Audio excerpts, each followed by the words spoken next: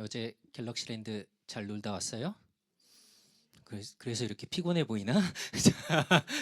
우리 옆에 있는 사람들하고 인사할까요? 어제도 보고 오늘도 보니까 너무 좋다.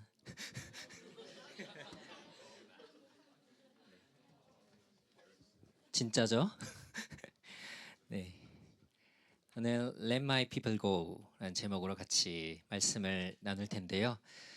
이집트의 종으로 팔려간 요셉이 하나님이 함께 하시니까 그의 삶이 잘 됐다, 형통했다라는 이야기로 창세기를 마쳤습니다. 그리고 이후에 요셉이 이집트의 총리가 되어서, 그러니까 가장 왕 다음 높은 사람이 되어서 이집트를 다스리게 됐습니다. 그래서 아버지 야곱과 가족들도 다시 이집트 땅에서 만났고 온 가족이 이집트에서 함께 살아가게 됐어요. 그러나 요셉이 죽은 다음에 이집트의 왕, 오늘 성경에 보니까 파라오는 히브리 사람들, 그러니까 이스라엘 사람들을 노예로 만들고 힘든 일들을 시키면서 그들은 굉장히 어려운 괴로운 시간들을 보내게 됐어요. 사도행전에 보면 이스라엘이 이집트에서 노예로 지낸 기간을 400년이라고 하고 있어요. 그러니까 할아버지부터 아빠, 아들, 손자까지 아마 노예로 살았던 기간일 정도로 굉장히 긴 시간 힘들게 그들이 보냈겠죠. 그때 이 모세라는 사람이 태어났는데, 이집트의 왕은 이 히브리 사람들이 너무 많이 막 늘어나니까, 숫자가 불어나니까 안 되겠다, 남자 아이가 태어나면 전부 다 나일강에 던져서 죽여라 라고 명령을 내렸어요. 여기서 잠깐, 하나님이 아브라함하고 약속한 너의 자손이 저 하늘의 별처럼 바다의 모래처럼 많아지게 하겠다는 그 약속이 여기서 이루어진 것을 우리가 볼 수 있는데요. 이스라엘 자손이 오늘 그 엑소더스, 이집트를 탈출할 때에 몇 명이었냐라고 성경에 기록된 걸 보면, 남자, 어른 남자 18세 이상 남자만 60만 명, 여기에 아이들, 여자들, 나이가 많은 노인들을 다 뺀 숫자거든요. 그러니까 다 합치면 한 2밀리언 정도가 됐을 거라고 봐요. 그러니까 요셉과 가족들이 이집트에 살기 시작하실 때 70명이었거든요. 근데 그게 2밀리언이 된 겁니다. 우리 한번 따라할까요? 하나님은 약속을 이루시는 분이다. 아멘. 자, 다시 돌아와서 모세가 태어나자마자 그래서 죽을 뻔했어요. 그런데 모세의 어머니가 모세를 나무 상자, 우리가 노아 방주 아크 하면서 얘기했죠? 이 아크에 넣어서 강에 흘려보냈고, 이 아기가 흘러서 이집트의 왕궁으로 들어가게 됩니다. 그리고 이집트의 왕자로 자라게 돼요. 이게 그 유명한, 여러분이 알고 있는 애니메이션 프린스 오브 이집트예요. 이 이야기가 모세의 이야기죠.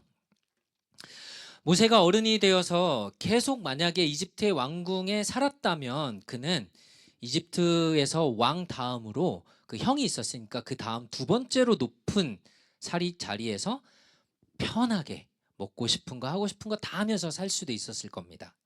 그런데 자기 민족이었던, 자기 나라 사람이었던 히브리 사람들이 힘들게 노예로 사는 것을 보고서 그들을 도와주려다가 그 노예들을 관리하는 그 군사를 죽이면서 문제가 생겼어요. 그리고 이것들이 들키게 돼서 도망칩니다. 왕궁에서 도망쳐 나올 때가, 그 이집트 왕궁에서 나올 때가 40살이었어요. 그리고 나그네처럼 여기저기 또 돌아다니는 시간이 40년이었습니다. 몇 살이 됐죠? 80살이 됐죠. 그때 어느 날 하나님이 모세에게 찾아오시고 모세를 부르셨어요. 하나님이 나타나셨을 때 이 그림처럼 나무에 불이 붙었는데 나무가 타지 않았어요. 우리는 나무에 불이 붙었다 하면은 자꾸 와일드파이어를 생각해가지고 이 트라우마가 있는데, 성경에서는 자주 이 불에 붙은 이 불을 하나님이 함께 하신다, God's presence를 의미하거든요. 그러니까 하나님이 이렇게 불의 모양으로 나타나셨던 거죠. 하나님이 모세를 불러서 이집트에서 고통받는 이 이스라엘 백성, 히브리 사람들을 내가 구출하겠다라는 말씀을 하셨어요. 그런데 모세가 너무 걱정이 됐어요. 두려워합니다. 아니, 제가 어떻게 그런 큰 엄청난 일을 할 수 있을까요? 저는 할 줄 아는 게 없습니다. 여러분 정말 그럴까요? 자, 모세가 40년을 광야에서 이렇게 떠돌아다니면서 뭐 양을 돌보고 나그네처럼 살았던 건 사실이에요. 그런데 그 전에 40살까지 어디에 살았어요? 네, 파라오의 이집트의 왕궁에 살았단 말이에요. 그 당시에 가장 문화적으로도 사회적으로 발달했던 나라가 이 이집트의 나일강을 주변으로 하는 나라들, 이집트 문명이었어요. 거기서 가장 좋은 교육, 엘리트의 교육을 다 받고 자란 사람이 바로 모세였단 말이에요. 그러나 이런 배경들보다 사실 더 중요했던 게 뭐냐면 하나님은 모세가 하나님을 의지하는 것들을 원하셨어요. 만약에 모세가 40살에 왕궁에 살았을 때에 하나님이 부르셨다면 아마 모세는 자기가 정말 잘나고 똑똑하고 내가 다 할 수 있는 능력이 있다고 생각하고 하나님의 부르심에 대답하지 않았을지도 몰라요. 하나님을 무시했을 수도 있어요.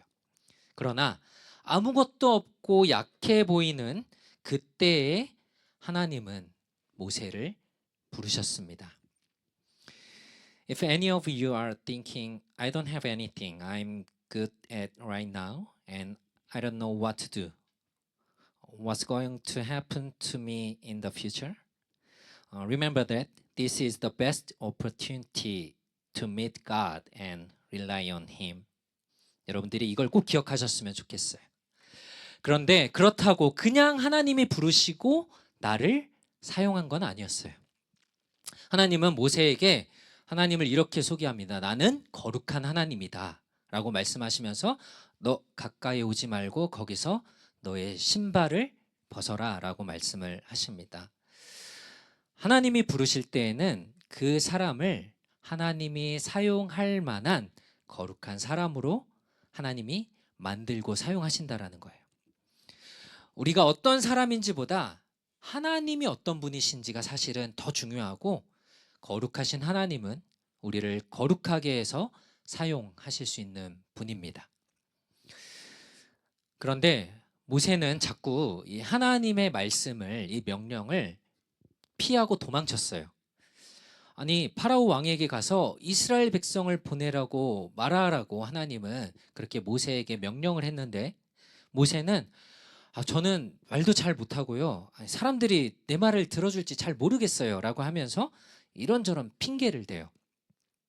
그러자 하나님이 모세의 형이었던 이 아론과 함께 가게 하셨고 모세가 갖고 있는 지팡이를 던지니까 이게 뱀으로 변하는 놀라운 기적도 보여주면서 자, 잘 봐. 이건 너가 하는 게 아니라 하나님 내가 하는 거야 라고 보여주셨어요.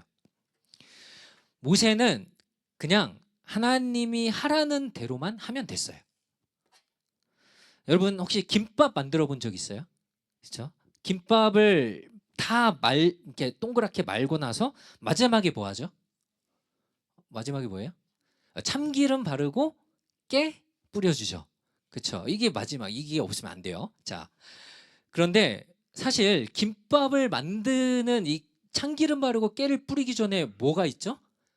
당근도 썰어야 되고 밥도 해야 되고 그다음에 햄도 볶아야 되고 단무지도 썰어야 되고 굉장히 작업들이 많고 그다음에 이걸 마는데 이게 잘 돼요, 여러분? 잘 안 되죠. 근데 이렇게 다 과정들이 되게 많아요. 그런데 마치 하나님이 이 김밥 재료를 다 준비해 놓고 다 쌓아 놓으시고 마지막에 여러분한테 야 참기름 좀 바르고 깨 좀 뿌려줄래? 라고 해놓고 뭐라고 하시냐면 거봐 너가 다 했잖아 잘했어 라고 하신다라는 거예요. 모세에게 하시는 일들이 그랬어요. 우리에게는 이 김밥 너무 잘 쌌다고 하나님이 칭찬해 주는 것과 같았던 거예요. 그래서 when God does His work, He prepares everything for us and only asks for a little obedience from us. Then praises us and for doing well. 자, 여러분들 이렇게 하시는 거예요, 알겠죠? 자, 그래서 모세는 결국 하나님께 순종하고 이집트의 바로 왕에게 가서 하나님이 말씀하신 것을 전하는데요. 5장 1절 보니까 이스라엘의 하나님 여호와께서 내 백성을 보내서 그들이 광야에서 나를 위해 절기를 지킬 수 있게 해라 라고 말씀을 하십니다. 하나님이 이스라엘 사람들을 이집트에서 구출해 주시기로 했어요. 그런데 이것은 단지 이들이 노예로 종으로 힘들게 사니까 구출해 주는 게 아니라, 거기에서 해방시켜 주는 게 아니라, 그들은 나의 백성이고 나는 그들을 통해서 예배를 받고 영광을 받기를 원한다라는 거예요. 이 말씀을 하나님이 모세에게 가서 말하라고 하는 이 말씀을 출애굽기 5장에서 10장까지 보면은 7번이나 똑같이 말씀하십니다. Let my people go so that they may serve and worship me. 이 말을 7번이나 반복하세요. 그들은 나를 섬길 거야. 그들이 나를 예배해야 돼. 라고 하나님이 말씀하시는 거예요. 이것이 구원의 목적이에요. 구원하시는 이유예요. 이 이야기는 똑같이 우리의 여러분들의 구원에도 똑같이 적용이 돼요. 하나님이 여러분들을 구원해 주시는데 그 이유는 원래 하나님이 우리를 만드신 하나님의 목적대로 하나님을 예배하고 하나님께 영광을 돌리는 것을 위해서 하나님이 우리를 구원해 주신다라는 거예요. 그런데 여러분들이 착각하면 안 돼요. 오해하시면 안 되는데요. 우리가 예배하고 하나님을 섬긴다고 해서 그러면 하나님이 더 영광스러워지고 하나님이 뭔가 더 채워지느냐? 그건 아니에요. 하나님은 하나님 그 자체로 영광스러우신 분이고 하나님은 영광이 가득하신 분이에요. 거룩한 분이에요. 그러면 하나님이 왜 그렇게 우리를 원하시고 우리를 구원해 주시고 예배하시게 하는 이유가 뭘까요? 하나님 그분의 사랑 때문이에요. 하나님이 갖고 있는 하나님의 사랑 때문에. 하나님은 우리에게 그 사랑을 나누어 주고 싶고 또 우리와 함께하고 싶고 교제하고 싶으셔서, 그래서 이집트에서 종으로 살던 그 사람들, 하나님을 예배할 수 없는 그들이 하나님의 사랑 때문에 하나님이 그들을 구출해 내기로 하신 겁니다. 구원해 주시기로 한 거예요. 그리고 모세를 불러서 사용하신 겁니다. 하나님께서 이렇게 얘기하는데 바로 왕이 그 말을 안 들으니까 하나님이 9가지의 놀라운 그 하나님의 기적들, 놀라운 일들을 일으키면서 하나님의 능력을 보여주셨어요. 근데 이게 하나님의 기적이지만 이집트의 파라오 왕에게는 재앙의 디제스터였어요. 완전히 심각한 일이었죠. 어떤 일들이 있었냐? 나일강이 피로 변하고 막 개구리가 여기를 다 덮는다고 생각해 보세요. 너무 좋겠죠? 다 잡아 먹으면 되니까. 벌레들, 그 다음에 파리, 여름에 이제 또 캠핑 가면 파리 얼마나 많아요? 파리들이 근데 하늘을 까맣게 덮을 정도로, 메뚜기도 그랬고요. 그다음에 동물들이 죽고 불이 내리고 어둠이 깜깜한 것들이 오는 이런 9가지 재앙이 왔는데도, 이런 기적을 보여줬는데도 파라오 왕이 말을 듣지 않아요. 이집트의 마술사들은 처음 거는 흉내냈어요. 따라합니다. 근데 나중 거는 따라하지도 못해요. 여기까지 했으면 이 이집트 왕이 좀 말을 들어야 될 텐데 끝까지 악한 마음으로 하나님의 말씀을 듣지 않아요. 그래서 하나님이 마지막 10번째 그 재앙을 내리게 됩니다. 오늘 12장 12절에 그날 밤에 내가 이집트를 지나가며 사람이든 가축이든 처음 난 모든 것들을 치고 이집트의 모든 신들을 심판할 것이다. 나는 여호와다 라고 말씀을 하십니다. 10번째 재앙은 뭐냐면 바로 첫 번째 태어난 것들, firstborn이라고 하는데요. 사람이든 동물이든 첫 번째 태어난 사람들, 여러분 중에 첫째 있죠? 첫째 한번 손 들어 보실래요? 내가 우리 집에서 제일 큰 사람이에요. 여러분들 다 죽는 거예요. 이제 만약에 그때 이집트에 있었으면 다 죽어야 되는 거예요. 이집트 바로의 왕이어도 죽을 수밖에 없었고요. 이집트에 사는 이스라엘 사람도 죽어야 됐어요. 첫 번째 태어난 사람들은. 이게 하나님이 내리시는 심판, 하나님의 공의라고 하는 것, 정의라고 하는 것이거든요. 그런데 이것을 피할 수 있는 방법을 하나님이 한 가지 알려주십니다. 12장 13절에서 말씀하는데요. 내가 이집트 땅을 그렇게 칠 때에 문에 그 도어포스트에 어린 양의 피를 발라놓으면은 내가 이 집은 이미 첫 번째 것이 다 죽었구나라고 생각하고 거기를 패스 오버 하겠다라는 거예요. 지나가겠다라는 거예요. 이게 이 패스 오버가 그래서 유월절이라는 단어가 된 겁니다. 장자의 죽음이, 그러니까 첫 번째 난 죽음이 이집트 온 땅을 지나갈 건데 이스라엘 너희도 예외일 순 없어. 왜냐하면 하나님은 공의로운 분이니까, 정의로운 분이니까. 그런데 그걸 피할 방법을 너희에게 줄게. 그것이 뭐냐면 어린 양의 피를 문틀에 발라 놓으면 그 집은 심판을 받은 것으로 알고 지나가겠다라는 거예요. 이스라엘 사람들의 첫 번째 자녀들도 하나님의 심판을 똑같이 받았어야 합니다. 그런데 하나님은 그들에게 피할 수 있는 죽음을 면할 수 있는 방법을 알려주신 거예요. 만들어 주신 겁니다. 이것이 하나님의 공의이고 또 사랑이라는 것입니다. 사랑하는 여러분, 죄를 지은 사람은 누구도 하나님의 심판을 피해갈 수 없어요. 벌을 받아야 됩니다. 하나님은 똑같이 공평하게 죄를 심판하시는 분이에요.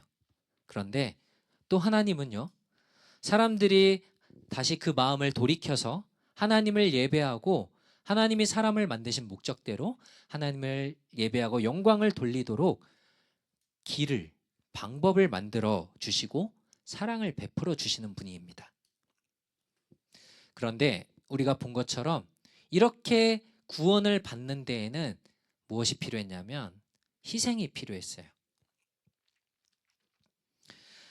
하나님은 이스라엘의 첫 번째 자녀들이, 그리고 또 짐승들, 동물들이 죽지 않게 하려고 대신 뭐를 주겠다 그랬죠? 양을 죽게 만들었어요. 그리고 그 피를 다 문에 바르면서 그 자녀들이, 그들이 갖고 있는 동물들이 살 수 있도록 하나님께서 그 방법들을 만들어 주십니다. 우리 지난번에 하나님이 아브라함이 이삭을 바치라고 했을 때 하나님께 이삭을 아브라함이 드리려고 했죠. 제단 위에 이렇게 올려놨는데 뭐가 나타났어요? 갑자기 동물이 나타났죠. 뿔이 걸린 염소가 나타나가지고 하나님이 그걸 대신 잡아서 드리게 했죠. 이삭이 죽지 않도록. 오늘도 보면 이집트에서도 6월절 이 패스오버 때 양의 피로 대신 하나님이 그들의 생명을 살려주시는 것을 볼 수 있는데요. 하나님의 구원에는 이렇게 대신 죽는 희생이 필요하다는 것을 보여줘요.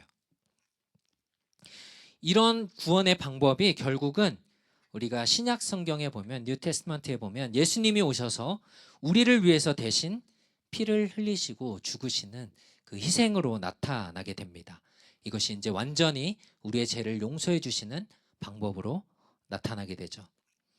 이집트에서 이스라엘 백성이 누구든지 양의 피를 문에 바르면 살 수 있었던 것처럼 이제는 누구든지 예수 그리스도께서 흘리신 이 십자가의 피를 믿으면 구원을 받을 수 있게 된 겁니다.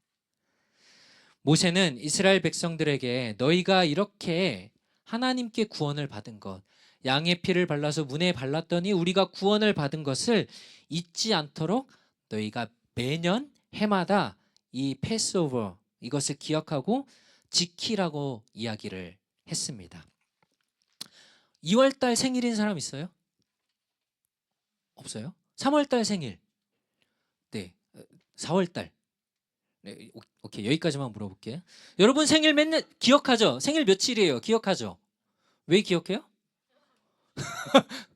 당연히 중요한 날이니까 다 기억하죠. 그렇죠? 이날 절대 잊어버리면 안 되는 날이잖아요. 그렇죠? 내가 이 세상에 태어난 것보다 나에게 중요한 게 어디 있겠어요? 중요하니까 내가 기억하고 생일 파티 하는 거잖아요. 중요한 날.